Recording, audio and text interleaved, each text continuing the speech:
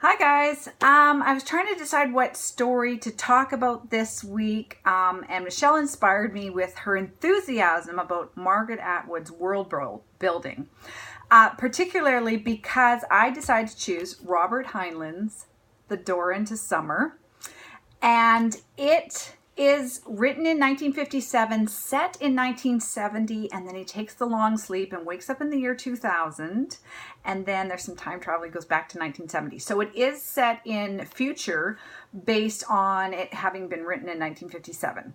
But unlike Atwood, he doesn't, even though it's a future setting, there's not that much world building. What brings this story to life is the character. So it's a first-person point of view, Dan and his cat. And I just have to tell you what the title means.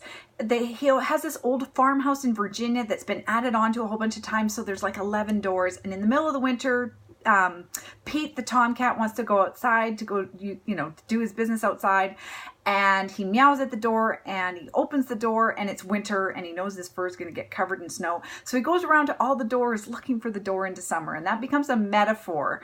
I just love that door into summer, because if you've ever lived with a cat, you totally understand how, like, nope, let's try the back door. Maybe it's summer out there. It's so great, and I was just hooked right from page one, basically, with this character, and he's there with his cat, and he's telling us his story, and he doesn't elaborate on the background of 1970, which from 1957 being written, it's projecting into a future time, but he doesn't world build about it because, like, the character knows all about it, like, because he lives there, so he doesn't have to tell the reader about it. So he makes references to stuff casually, and we just eat it up because I was certainly engrossed with the character right from the date. There's the point of view is first person, and there's no distance at all, so there's tons of reverie, and it's a real character-driven story about his choices. The best example I can think of is, like, Apple created all these wonderful things that we use today, and like the iPhone, iPads, tablets, touchscreens, but rather than tell us a story about this laundry list of all these inventions, which sometimes science fiction does, there's very little exposition. It's more about why we would want a screen we can touch in the first place. So it's character driven, close, no distance in the point of view from the first person perspective, and it's a revenge story, and it's so satisfying. It is 100 times better.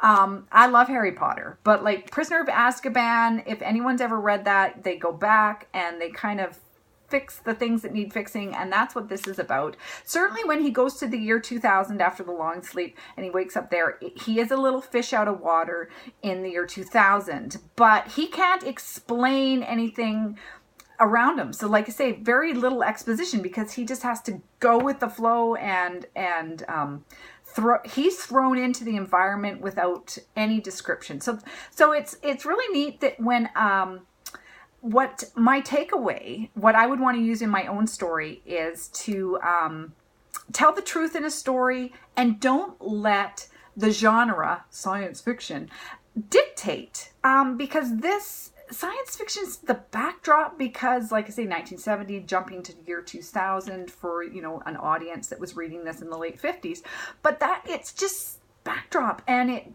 he doesn't describe it or get into lengthy expositions about it. There's really no world building. This is a character driven great story. If you've ever owned a cat, you will appreciate the cat parts about it, because living with a cat is you can't explain it unless you've lived with a cat.